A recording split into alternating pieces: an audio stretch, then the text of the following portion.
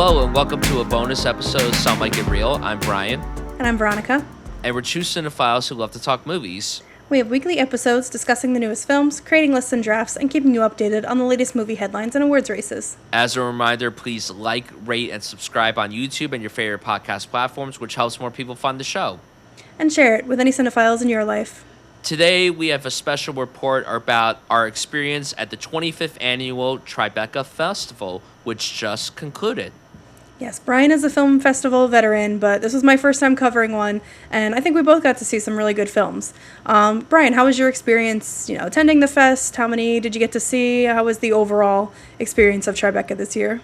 This was my second time attending Tribeca. This was the first time that I was obviously attending for Some Like It Real. This was our first accredited festival, which we just want to say we wouldn't have been able to do this without the listeners and without the encouragement of all of you guys. So thank you so much for believing in us and supporting our work over the last few months. It's been a real joy getting to do this podcast, and it's even exciting. It's even more exciting that we get to go to a film festival and represent the podcast and network with people, watch all these movies, and just share with you guys what we experienced. So my second time attending Tribeca, I only saw 10 movies. I didn't see as many as I would have liked, but I saw plenty that left me satisfied. I think that being at the festival for the podcast was really the true highlight for me. And what I also really admire about Tribeca as a whole is that it's a really great stopping ground for filmmakers and artists to get their voice out there. It's important to point out that Tribeca isn't just a festival that showcases films. They showcase television. They do something with games. They do something with podcasts.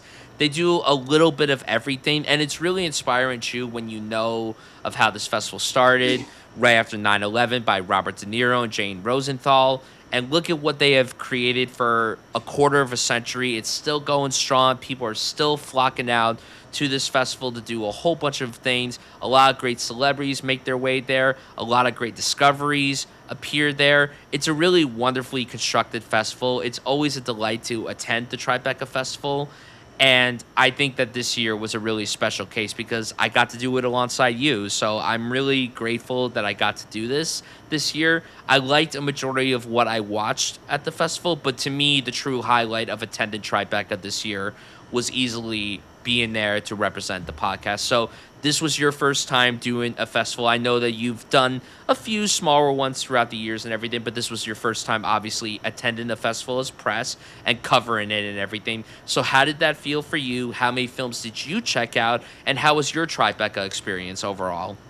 Yeah, definitely echo everything you said about the support we've received so far, encouraging us to get to do this. And yeah, I've bought like a one-off ticket to a festival before to see a one-off screening or something. But yeah, first time covering it as press and accredited and everything. And I mean, to me, the fact that I could walk into a movie theater, see like 4 to 5 movies in one day, and especially like the idea of going in, knowing who's involved with it, knowing like a log line for it, but pretty much without any. Everyone knows I hate to watch trailers. Like I just liked walking in as blind as possible and just seeing what happened. Some of them were winners, some of them were things that I wasn't so into, but I just absolutely loved the new discoveries that could happen, and getting to do it alongside with you and meeting a bunch of the people we've had on the pod, and we got to meet in person, other people who are, in similar circles like that. It was a really exciting time, and I just like absolutely loved going there. But I got to spend a few solid days that I took off from work or had the weekend or something,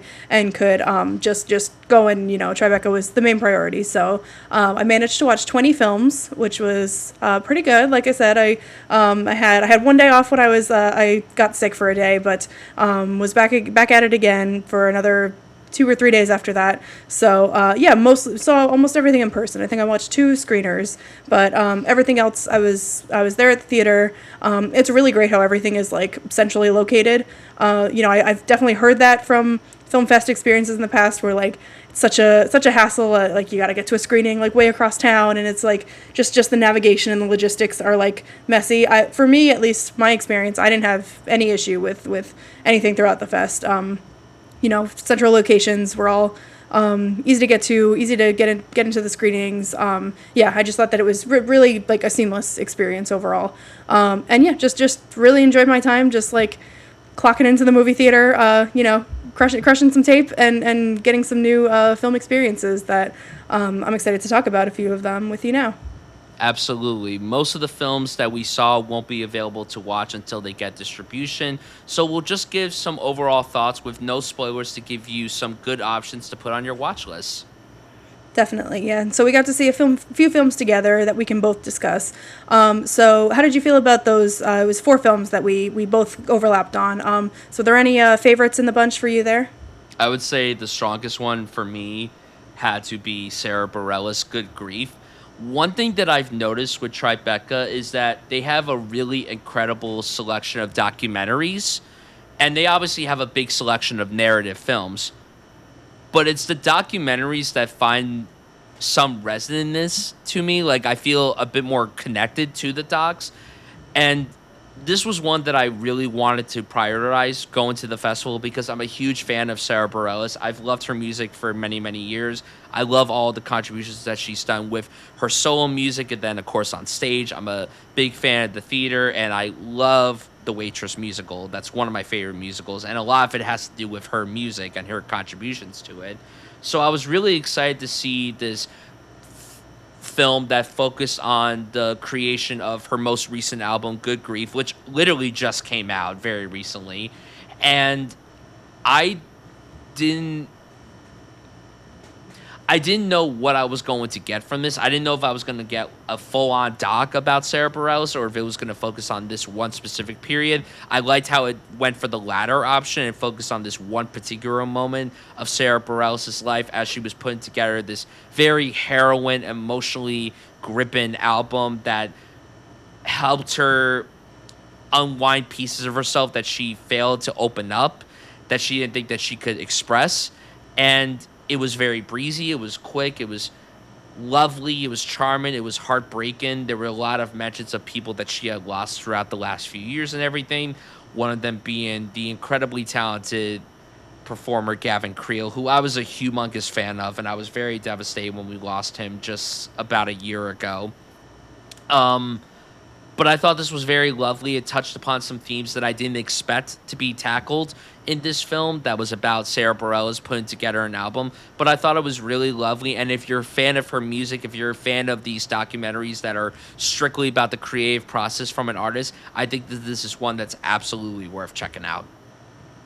Yeah, I definitely agree. I became a much bigger Sarah Bareilles fan when she did Waitress. I loved the music there. Got to see her and Gavin Creel do it together. I think you said you did as well, right? I did, yeah. And then perform together, yeah. I went to the first performance of Sarah Bareilles coming back. I waited in line for 3 hours. I rushed it. It was so cold that day. I will never forget it. It was like right after New Year's. It was freezing. I almost had hypothermia. I was like, is this really going to be worth it? And it was. It absolutely was.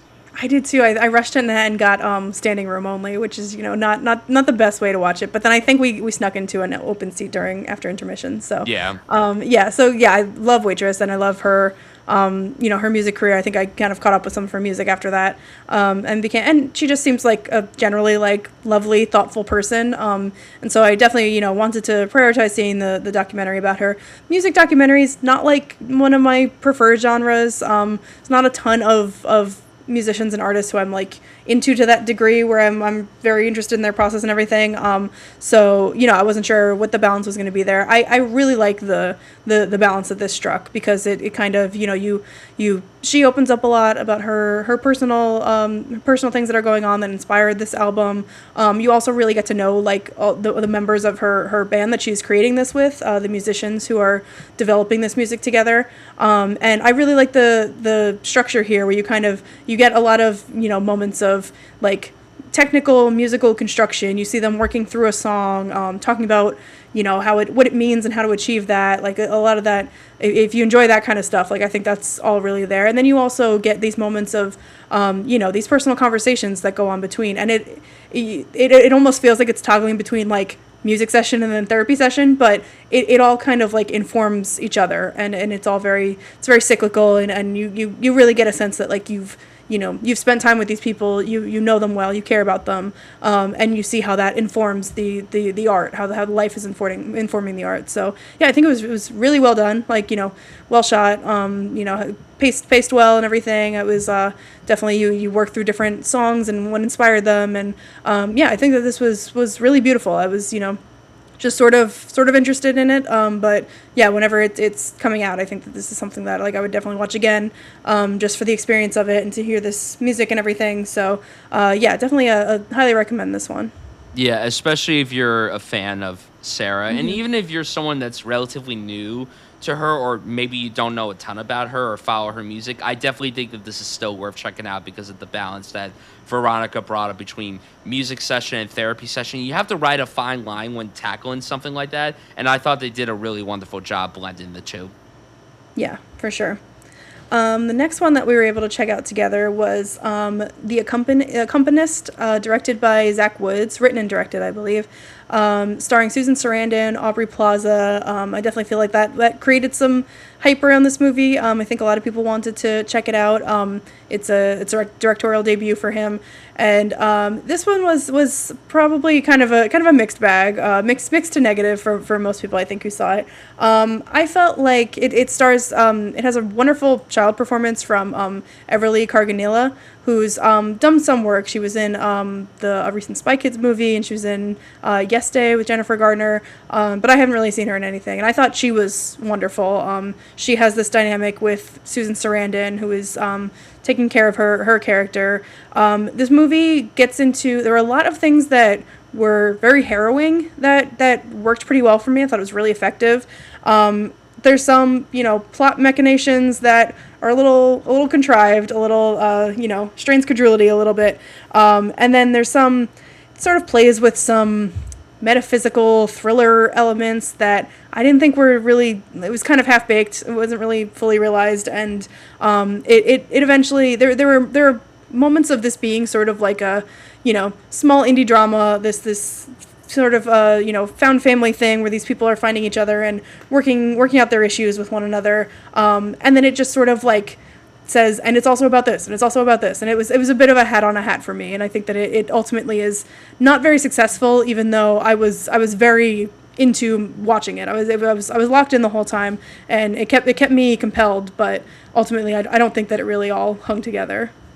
Yeah, this was unfortunately a disappointing watch for me because I like a lot of the people involved. I like Zach Woods a lot. I am a big fan of him on The Office. I like the show Silicon Valley, and I was really interested to see what he was going to do behind the camera. And I think that this movie has good intentions. It just felt like a tonal mess you brought up of how it tries to be one thing and then another thing, and it was so inconsistent with what it was trying to tackle and what it was trying to say that I don't think the execution landed as strongly as it should have. That being said, I thought the performances were very, very good, especially from the child actor, and I think Susan Sarandon does wonderful work here too. And it's also important to point out that this is a film that is shot and set in New Jersey, and obviously we're Yes. both from New Jersey, so this was a very special thing for us to witness and what have you. But I just didn't find myself wowed by the movie like I wanted to be. I saw the movie with you the first day that I attended the festival, and I pretty much forgot about it as soon as we left the screen, and it didn't really have a lasting impact on me. There were moments in it that I certainly liked. I was more into it when it began, but when it was progressing, it really, really lost me. And that's disappointing because there was a lot of potential here. There was a lot of promise here, and ultimately the results were incredibly, incredibly middling. Yeah, I agree. So, if you're interested in Zach Woods and being his directorial debut, and I do think that there's a really great Susan Sarandon performance here, and I'm a huge fan of her, so it's always good to see her get a showcase. Aubrey Plaza is not a gigantic part of this movie, so if you're watching it for her, maybe adjust your expectations. Yeah. But it's a yeah, thorny, interesting, maybe not totally successful, but if it sounds like the kind of thing you like, then maybe check it out. Yeah, absolutely. The other film that we saw, one of the other films we checked out together, was a film directed by Katie Holmes, written and directed by her, also starring her and Joshua Jackson, a reunion for the Dawson's Creek fans. It's called Happy Hours, but apparently it's a part one of a supposed trilogy. And I want to shout out friend of the show, Lexi. She described this as Tubi's version of the Before trilogy, and that's absolutely what this movie is. A to be original. Yes, because oh my god, this was also insanely bad. This was unintentionally bad in my opinion. And listen, I enjoy watching a film where it embraces its ridiculousness and everything, where it knows that it's so bad that it's good. This did not work for me even in the slightest. And I am lukewarm on Katie Holmes. She's never wowed me in anything, but I've never been like, oh, she is like the worst performer I've ever seen in my life. But she hasn't done anything to make me go, oh, she is this exceptional actress. I like Joshua Jackson. I've seen him in a few things, more so on the television front than the film front, and I do like him. And we have Mary Louise Parker, who's always a delightful addition, Constance Wu, who's also always a delightful addition, and Joe Tippett, who actually happens to be Sarah Bareilles' husband. So it was interesting to see him in two different kinds of projects at the Tribeca Festival this year. But yeah, it's basically your run-of-the-mill romance where these two people who were previously lovers rekindle so many years later, and they're like, did we do the right thing by ending our relationship? Are we meant to be together in this new life? And it was 80 minutes long. It felt like a slog to get through for me, and the dialogue was very muddled and not very engrossing. And I think that the chemistry between the two of them, you could tell that they loved working on this project together. They loved working with one another. And I know that so many people are shipping them in real life. Guys, he has a partner in real life. Let's calm down.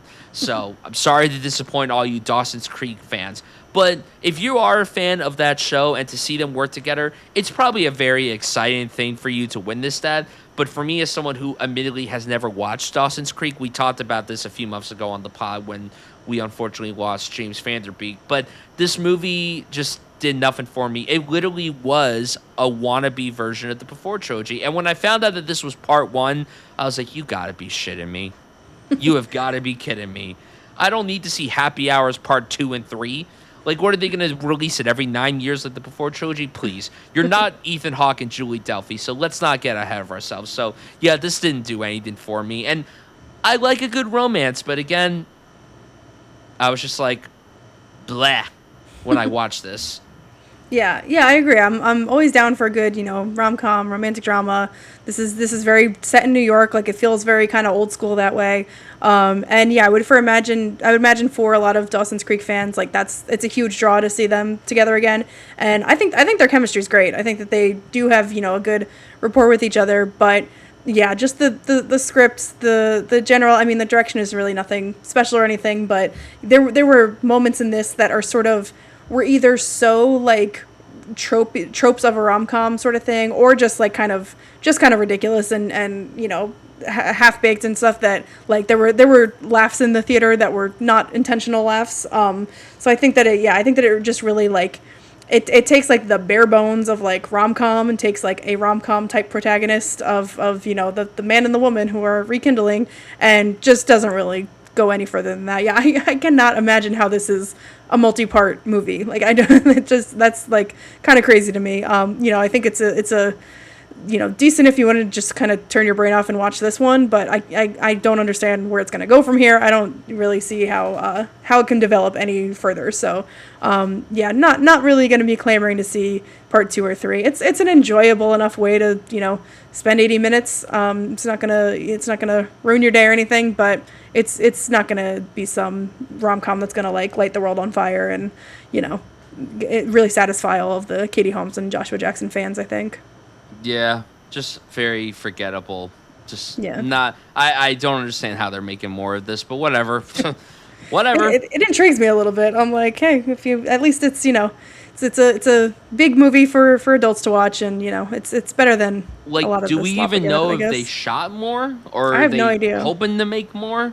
It seems like it was just conceived that way, even though I didn't get that sense at all. But what's watching also the first weird one. is that on the website for Tribeca, it doesn't even list it as part 1. I've seen it both ways in different sites and stuff. Yeah, so I don't really know. So it makes me wonder: is this really a part 1, or is this just a Might- one and done thing? Because might just if be it's wishful if it's a thinking, one yeah. and done thing, the ending was the most rushed thing I've ever seen in my entire life. Oh my god. Yeah, it's I don't think it's going to be a giant success. No. Even though there might be some fans who are interested in it Oh, though. there definitely will be. I have a friend who's a massive fan of Dawson's Creek, and she could recognize the film's flaws, but she had a wonderful time with it. And I'm Yeah, like, hey, happy for you. yeah, I could see that totally. The last one that we got to see together was The Last Day. Fittingly titled. Right. This one is, I think, also had a bit of buzz going into it based on who's involved in it. This stars Alicia Vikander, Victoria Pedretti, Wagner Moura, which, as we'll get into, he's not quite featured in the movie as much as some people thought. This is directed by Rachel Rose. Is this another debut, I believe? I think that Yes. she is. Yep, Yeah. this is a debut and an adaptation of Mrs. Dalloway. Yes. And so, based on that story, but a, modern adaptation of it, we mostly follow Alicia Vikander's character. She's like this, very wealthy woman in upstate New York. She's coming to Manhattan for some errands, and she's throwing a party that night. She has this brief 4th of crossover. July. Yes. She has this brief crossover with Victoria Pedretti's character, who is a young mom of 3 kids. She seems very overwhelmed, dealing with postpartum depression and some mental health issues. And so we just kind of get like an intersection of their day, and it all sort of plays out. Alicia Vikander is clearly had some success as an author and is now struggling a bit with her life as, just being a wife and a mom, and considering if she wants to jumpstart her career again a little bit. Like I said, Victoria Pedretti's character is just really in over her head. She's very much struggling. She's really in crisis, and trying to deal with that while being a mother. And so yeah, it's very I sort of feel the focus much more on Alicia Vikander's character, and I almost kind of wish it was a little more of a two-hander, if it was a bit more evenly paced between the two women. But I think this was very effective. It's the kind of movie that it feels watchable. It feels like it's like, it's drawing you in. It's, these people in these like nice suburban settings, and mixed with her day out in the city and stuff. And so I really think that it you get a good snapshot of who these people are, and through the amazing performances mostly. Alicia Vikander she's not one of my favorites, and I think she's good here. She's very she's pretty understated. Like she didn't fully blow me away at any point. I also think her accent slips a little bit at times, and not that that's the end of the world, but distracted me a little bit. But I'm so in the bag for Victoria Pedretti. She kind of started off in Haunting of Hill House with Mike Flanagan, and that's like my all-time favorite thing ever, and she's just brilliant in that and everything else that I've seen her in since. And I really think that she's the number one thing to see in this movie. I think that she's incredible in it. And yeah, I think that it's just, it's this, it has some intersection with grief and with womanhood, trying to figure out your place in the world, within family life, within career, and things like that. And yeah, it's sort of, it's a bit abstract at times. It gets a little it's not completely straightforward. There's a bit of interpretation to it, and I think that all tracks with the characters and the journey they're on. So yeah, this was an enjoyable watch for me for sure.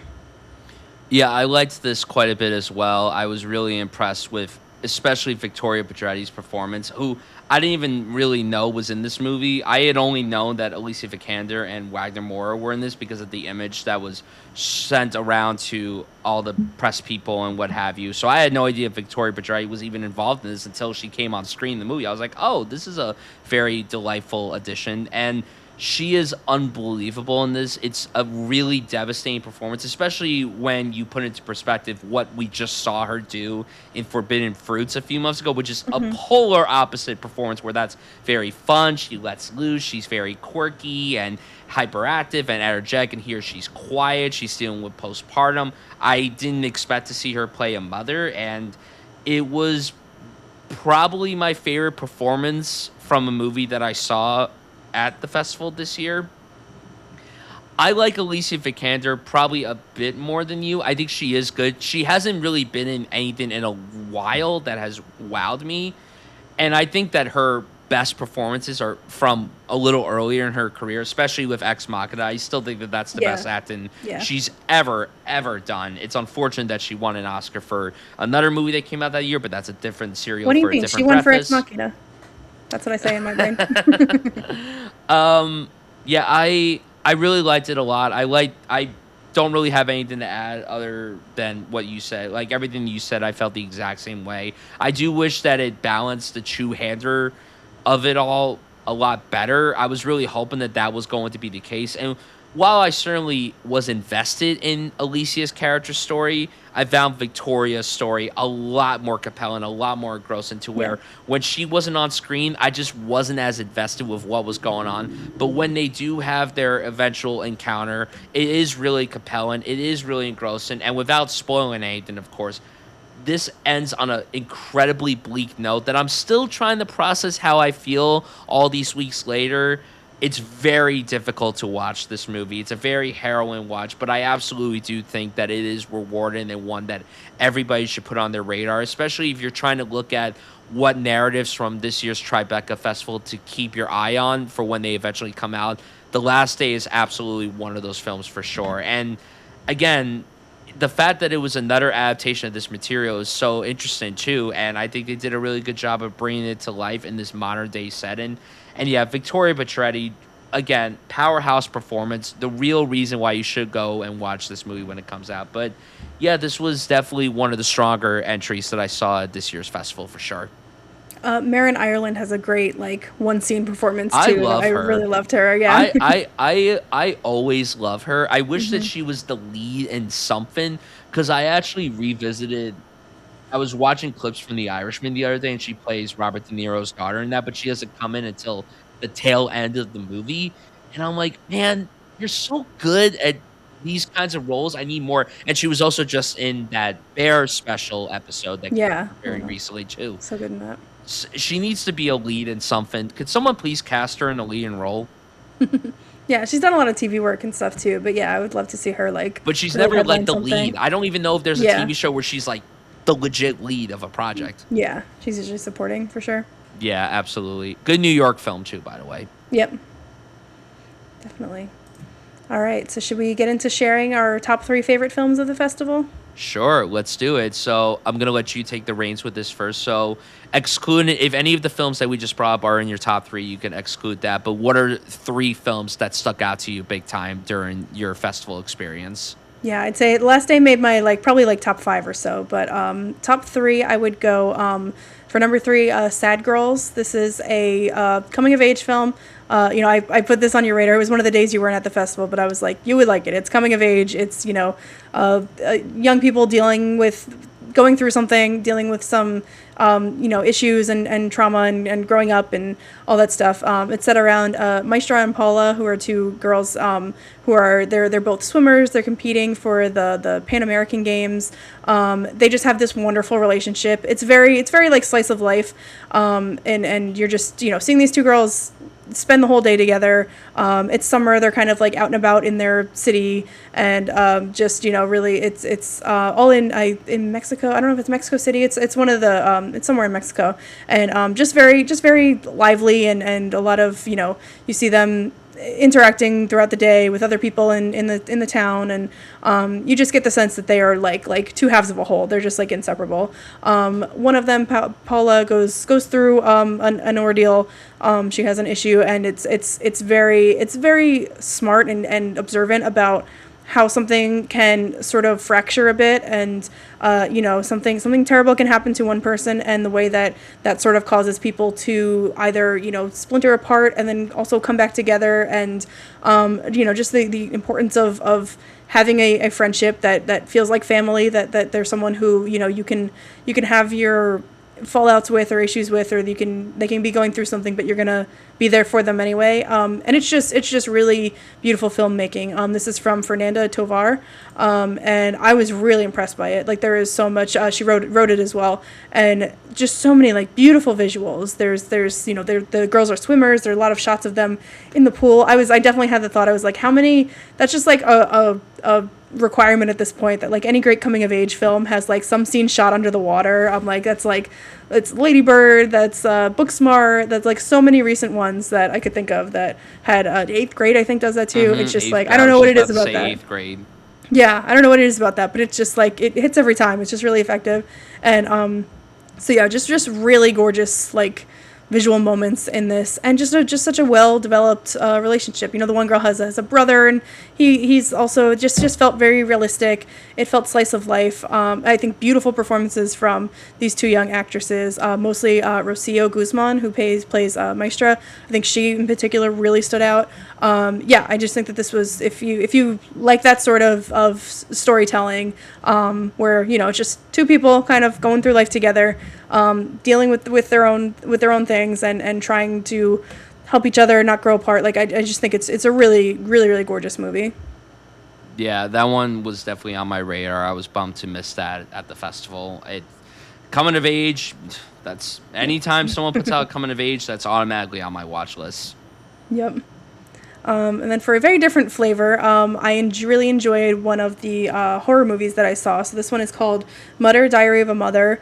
I did a quick review recap of this, but this is a psychological thriller from Turkey, written and directed by Alfain Eseli, and it has a really, really great performance at the center from Hazar Ergüklü. This is like it's psychological horror. It's dealing with a woman who has a baby, and it's not quite human. And so it just deals with some of the horrors of maternity and early motherhood, and the way that the world is just so inhospitable to a woman who is in that vulnerable position. And we see it's got some very intense scenes, ways in which she's shunned from the community, or people who take advantage of her, and just the idea, it plays with the idea of motherhood and her relationship to the child as being both like this beautiful driving force of her life, but it's also something that is like completely devastating, like her mind and her body and her soul in some ways. Like it's very sort of it plays with that a lot, which is kind of an interesting take on it almost. I was surprised at the very end of the movie there was a dedication from the filmmaker that said, for my mother, and found out in later interviews and everything, like the writer director, his mother has since passed, and this is dedicated to her, and the idea of like kind of just the way that motherhood can be so all consuming, and really just like completely turn your whole life upside down in some way. I said I would affectionately call this good for her cinema, where it's like you see a woman really put through some shit, and like you're kind of I support women's rights, and I also support women's wrongs. Like she does a few interesting questionable things, but you're kind of like you're with her the whole time. Like her rage is very much righteous, and you understand exactly what she's been through to get her to this point. So yeah, I think that this was if you're into that sort of horror that's pretty disturbing, pretty intense, but also emotional, and has some sort of emotional weight behind it, I think this is a really good one. The way you're describing it kind of makes me think of, what's that Nicole Kidman horror movie that you're a big fan of? The What's that Others? called? Yeah, yeah. The way you were describing it when you told me about it sounded like that. So yeah, it sounds very promising. And I'm not a big horror guy, admittedly, but the title too, like, really had my attention. Sometimes there's a title that comes out, and I'm like, oh, that sounds very enticing. Yeah, for sure. Yeah, The Others is like, that's almost more like buttoned up horror. This is like pretty grimy. Like this is, getting Yeah. like, but yeah, similar sort of, almost thematically and everything. So yeah, this is it definitely feels like what you might traditionally call like an A24 movie. Like it definitely has that kind of vibe to it. I have no idea what the distribution situation is going to be, but definitely if you like all of those like early A24 horror movies, I think this is in a similar vein. Yeah, and what ended up being your number one favorite of the fest? And then my number one would be the Japanese film Memorizu. So this was a debut feature from writer-director Miku Sakanishi, and he won the Best New Narrative Director award at the festival as well. He was the first Japanese director to win that award. So yeah, that was very well earned. This is like a quiet family drama, but it has like such a clear directorial vision to it. It's all about photography and recording life in a certain way. We have this there's this family man who goes to live with his father-in-law while he recovers from an injury, and his father-in-law is a professional photographer, but sort of in this very sleepy town where he's not generating a lot of business or anything, but he has all this knowledge of the older cameras, and the man is keeping in touch with his family by sending photos and videos back and forth every day. And so it just deals a lot with like, what do we record in our lives? Does that, does it take us out of life, or does it help us remember? There are, it's very much like slow cinema. Like, it's the kind of thing that it wasn't. I was into it the whole time. I was engaged, but it's there's not a whole lot of plot. It is like just kind of watching these people's lives, and it uses repetition very nicely. Like, this man is just, he's living this kind of quiet life while he's with his father-in-law, and he goes on the same walk every day, and just like little moments or changes that happen there can kind of like, feel more profound or more important and everything. And I think that I would definitely compare it, like, if you're talking about recent films, I'd compare it to something like Perfect Days, or maybe, the sort of like the gentleness and the slowness, but then sort of the emotion that creeps up is sort of very akin to like Past Lives or After Sun, where, you're just kind of like getting to know these people, watching these characters. But like, yeah, by the end, I think that there is, I personally was like sobbing at the end. Like, I don't know necessarily it's going to hit everybody that way. It's not like some giant, large emotional confrontation or anything, but it was just the kind of movie that like values stillness and patience. And I think if you're along for the ride, I really think that there's a lot to be mined here from, how we record our lives. Like, I really just thought, like, a few days before this, I had been looking at like family photos with my family, and it just hits that kind of like nostalgic sort of thing of where, like, you're living your day, and then you realize that like so much time has passed, and you just want to think about valuing your loved ones and your time on earth. It's just that kind of like contemplative, beautiful sort of storytelling. As soon as you said Perfect Days, Past Lives, and After Sun, three movies that I'm a huge fan of, I'm like, yeah, that sounds great. This was one that I unfortunately missed. I would have loved to have checked this out. I was hoping to go see it in the theater, and maybe I will go check it out when it eventually has its release, but it's probably the one that's like very high on my radar to check out in terms of the films that I missed, especially more so of the ones that you saw that I didn't see. I would recommend it in a theater too. Like, I feel like, if you watch this at home, it is the kind of very slow sort of thing that maybe your attention wanes or something, but when you're like immersed in it in a theater, like, I really think that's the best way to watch it. Right, absolutely. Yeah, so that was my top three. What about for you? What were the favorites for you of the festival? For me, top three. Okay, number three, gonna go with a coming of age as well. It's called Lucy Shulman. This was written by, directed by, and starring Ellie Sachs. She is a woman in her late 20s navigating life through New York City. So it very much felt akin to something like Frances Ha. If you're in the mood for coming of age films like that have a lot of great heart and sharp comedy to it, and commentary on false starts and growing pains and bad dates and all these eccentric elements, then this is very much the kind of film for you. Ellie Sachs is someone who's not new to Tribeca. She's made a handful of shorts that have played throughout the festival. I saw a short that she directed that starred Richard Kind many, many years ago. So it was really cool to see her foray into feature film storytelling. And I thought this was very lovely. This is very much my bread and butter. And I felt like I saw a bit of myself in this character because I'm in my late 20s. I'm still figuring out pieces of myself. I feel like the joys of coming of age is that you're figuring out yourself at any point in your life. But this was a reminder of what most coming of age stories are like, where we're following people at this age. But there's great comedy to it. There's great wit to it. There's a lot of heart to it. Not only do you get a really good performance from Ellie, who I think it's always interesting whenever I see a director direct themselves. That's a very hard thing to pull off, and I think she did a wonderful job with it. But my big takeaway with this movie, especially with the performances, was David Cross, who played her father. This was a more tender, reserved performance, which is separate from what we usually get, where he's very loud and energetic. If you think of Arrested Development or the variety of movies and TV shows that he's been a part of, he's very much out there and very zany. But here, he was very tender and lovely, and I loved seeing that side of him. And what I really appreciate, too, about Lucy Shulman is that this movie is so messy and recognizable in the way that the best coming-of-age stories are. Even when you're technically past that age, people think that coming-of-age is only catered towards kids and teenagers, but no, the beautiful thing about coming of age, what makes it such a universal topic, is that we're all coming of age at any point in our lives, and this movie reminded us of that. So if you're a fan of films, especially like Frances Ha, I could definitely see that being like the big inspiration of this, something along the lines of like the mumblecore genre. then you should absolutely check this out. I was very happy with it. I attended the world premiere screening of it, and the energy was really through the roof. It was a very New York movie. A lot of the crew members that worked on the movie were present at this screening, and I got to meet David Cross after, which was really, really cool. So yeah, this was a really, really fun entry of the lineup.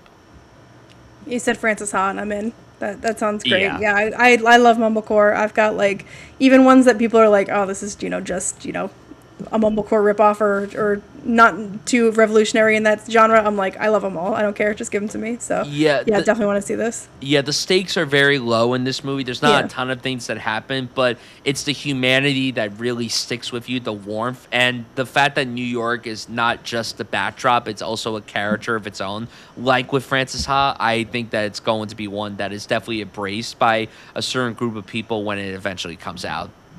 Sounds good to me. So number two for me would be Next Life. This was directed by Drake Dormus, who is best known for directing the film Like Crazy, which had Felicity Jones and Anton Yelchin. This has Emilia Clarke and Edgar Ramirez at the forefront. This is a movie that I don't want to divulge too much of the plot about, but I'll just say that it is a romance that is set in two different timelines, and we see Emilia Clarke's character figure out her place in the world. Her character's name is Ivy, and we try to see if she's meant to be with this person who is her longtime boyfriend, Jack Farden, or Edgar Ramirez, who she eventually meets at some point, who's also a musician. So, nothing different from what we've seen before, but I really loved the approach of it. I thought this was a very tender and moving and endearing film. I think the performances are really good. This is probably Emilia Clarke's best performance in the film world because we obviously love her as Daenerys Targaryen. She killed it in that role for 8 seasons. She obviously just had recent success with that show Ponies on Peacock. She's a really talented actor, and this movie reminded me of how good she is when she's given a really good project to work with. And I loved her chemistry with both men in this film. Really unbelievable stuff, very different dynamics, and I really loved the approach of how we see this one timeline, then we see the other timeline. It made me think a lot of 500 Days of Summer, where we got the expectation versus reality, but we're left to interpret what is the real timeline and what isn't the real timeline, and we're not explicitly told any of that, which I think made for an incredibly compelling watch. But I loved it. I was so moved by it. I was charmed by it, and I saw this the day before I saw Happy Hours. So when I watched Happy Hours, I kept thinking, I'm like, I just saw a really charming romance in Next Life, and and this film isn't that at any cost. Yeah. But this I really, really liked. And if you like the work of Drake Dormus, who admittedly hasn't made a ton of films, you're definitely going to vibe with this for sure. There was definitely hints of Like Crazy. I don't think it's as good as Like Crazy, but it's a really worthy entry in his filmography and definitely one of the highlights that I saw at the festival. And also, again, it was great to see Emilia Clarke in a project that showcased how much talent that she has. So that would be my number two. Yeah, great. Yeah, I haven't seen Like Crazy, so I'm not really familiar with his work, but I love Emilia I know Clarke. that you're I a big love, fan of Anton. He's in that yeah, and everything. yeah, I know. I've had it on my list, but haven't gotten around to it. But yeah, love Emilia Clarke, love Edgar Ramirez. Definitely would be interested in seeing what their chemistry is like, and yeah, sounds like a cool premise and everything. Yeah. And number one was a film that I didn't even anticipate being my number one. I was so excited to watch this simply because I love the people that are involved with this movie.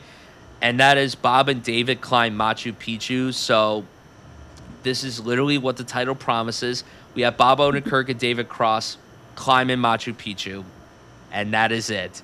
It's 80 minutes long. If you're a big fan of them together and separately, this is absolutely a film for you.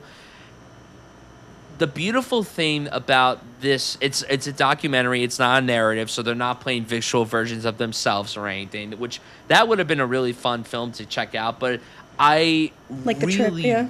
I really, really loved this because I'm a fan of both of them. I've been a fan of both of them for a long time. I obviously have loved Bob Odenkirk since I first watched Breaking Bad many years ago. That was my introduction to him. And David Cross, similar to him, I've been a fan of him for a very long time. They've been doing sketch comedy together for many, many years. During lockdown, I went through their entire series, Mr. Show with Bob and David. Just one of the great discoveries of mine during the pandemic.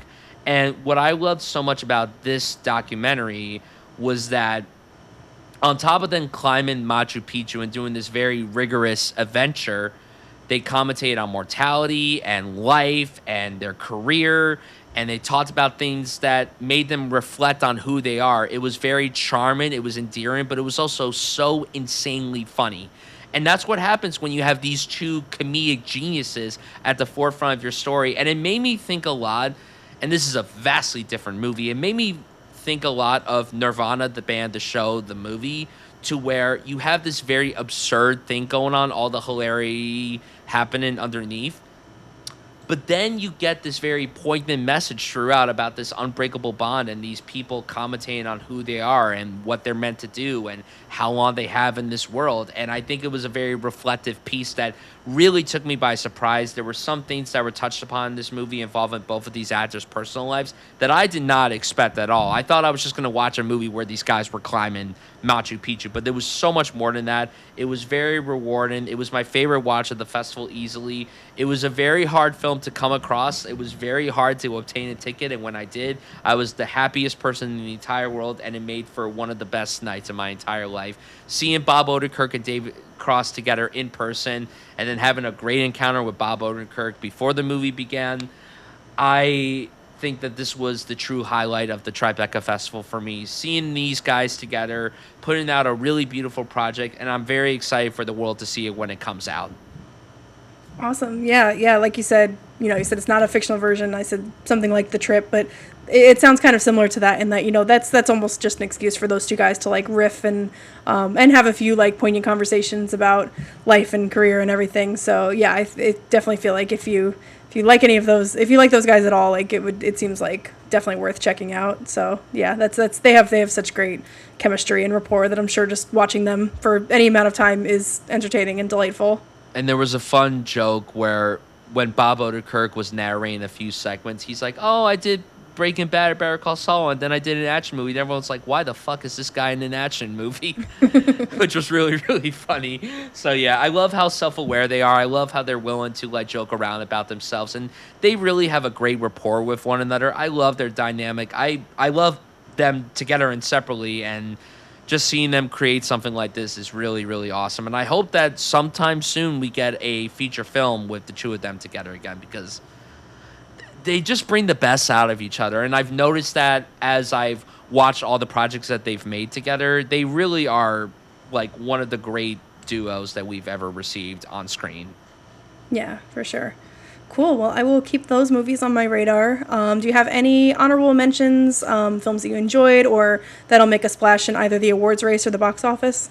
I have to really sit down and think about that. I would say that for me, another film that I would definitely like to give a mention to would be.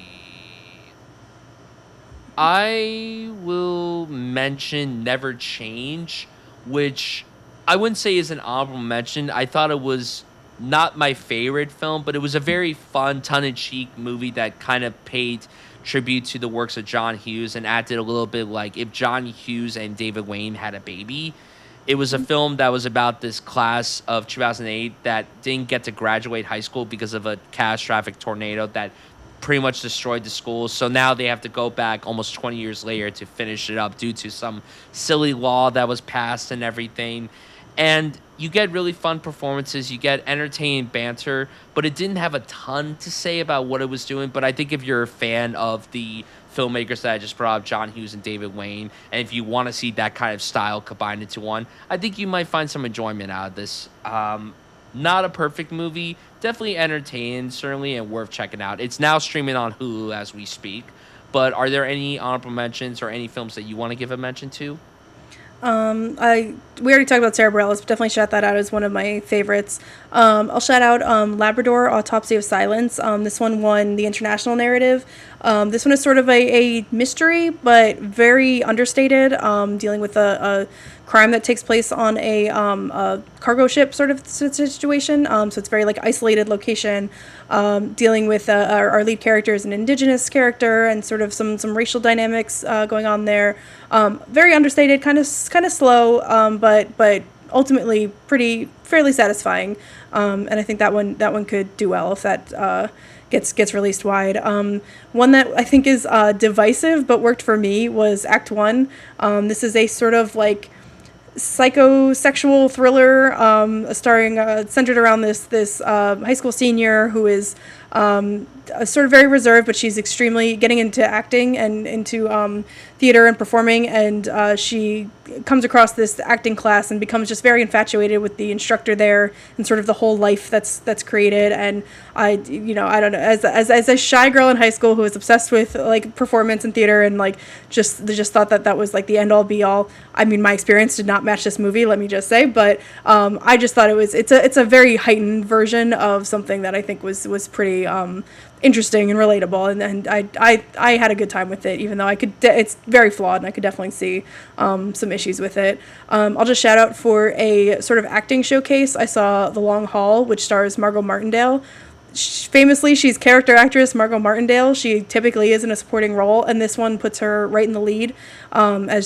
She's a trucker who is it's a very much like an indie drama setup. Like, she's this sort of working class woman, and she's got this troubled past and some trauma that is plaguing her. But it's nothing about the writing or directing is all that revolutionary, but it's just such a showcase for Margot Martindale. And I'm like, if that could come out and she could get any sort of awards attention for that, I think that would be so well deserved. I think that she's like, deserved that for so long. And I really think that we should try to elevate that for her.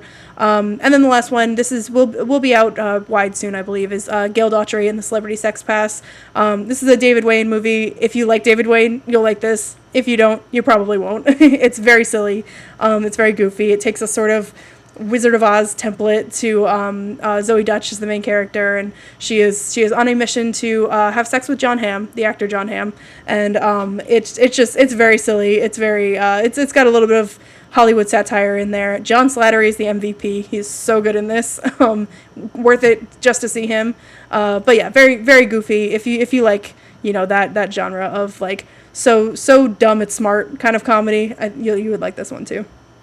I'm a big fan of David Wayne. Wet Hot American Summer is one of my favorite comedies. I was really sad that I couldn't get to see this at the festival, but it is coming out soon, so I'm really excited to see it when it comes out. I like Zoe Deutsch. I think she's a really fascinating actress with a really cool career. And John Hamm, I love when he does comedy. I really think that he is an underrated comedic talent. A lot of people are like, oh, he's just Don Draper. And yes, he is unbelievable as Don Draper, but I think he excels even more as a comedic actor because he is so unintentionally funny. He has great comedic timing, and anytime he pops up in a comedic role, he's always a highlight for me. I think constantly about his little role in Bridesmaids, of how he's one of the highlights of that movie. So I'm really excited to see what he does here. And the fact that he's playing himself is awesome. That's so cool. You can tell that he loves doing comedy. Like, I think he's like would be thrilled to just do that for the rest of his career. I completely agree. I like that he balances that with the serious shows that he does. Like, he did the Mad Men. Now he's on Your Friends and Neighbors, which is also a drama. And now he does these comedic roles in between. And I think that that's great. Yeah, for sure. So are there any final things that you want to say about your first ever Tribeca experience? And maybe just in case anyone listening has ever expressed interest in going, what would you say about the festival overall? Yeah, no, I definitely highly recommend it. I had a wonderful experience. Like I said, logistically, for me at least, absolutely no issues. Very, very seamless experience. I won a ticket to a live podcast recording. So, like I think, Bryan, you mentioned that in the intro, like they have a lot of other stuff going on too. They have live podcasts and panels and TV premieres and games that are being highlighted, retrospectives, all that kind of stuff. I think that, there's something that pretty much anyone could enjoy. And then, yeah, for me personally, I just was like so thrilled to go sit in a movie theater for 8 hours and watch something new. So that was just more than enough for me. And yeah, the fact that I got to hang out with you and meet a whole bunch of other people and, do these reviews and get some, conversation going about movies that we hope are going to get a little more attention. That's just icing on the cake. And I think that it was a really wonderful experience for my first festival. Yeah, it was a real treat getting to see you experience your first festival, your first Tribeca, our first festival for the pod. It was a real joy again to attend Tribeca this year, and it felt very different since this is something that we created. We don't expect anything groundbreaking with this pod. We do this because we love doing it. We're not in it for the clicks or the followers. We're in this because we love talking about movies. We love networking with fellow film people and cinephiles and everything, and we're very grateful that we got to do this. And hopefully this won't be the last time that we do festivals. And yeah, Tribeca is a very good festival for anyone to attend if you're trying to get into the realm of film festivals. And like Veronica said, it's very accessible. It's easy to navigate. There's a lot of really cool things happening across all different mediums, and it's worth checking out for sure. And yeah, this will definitely not be the last time that I attend the festival, and hopefully this won't be the last festival that we attend together. Oh yeah, I've got the bug now. I want to go see anything that I can. Yeah, absolutely, absolutely. So with that, that is a wrap on today's bonus episode of Some Like It Real. Thank you all for joining us. If you're interested in following along our journey, you can find me on Twitter, Instagram, and Letterboxd at Bryan Sutfield. And you can find me on Twitter and Instagram at Vera Albarella and on Letterboxd at Alba_Real_A. And you can follow the show on all socials at Some Like It Real, as well as on YouTube at Some Like It Real. Be sure to subscribe and share it around, and tune in every Monday and Thursday for a new episode of Some Like It Real on podcast platforms. We'll see you next time.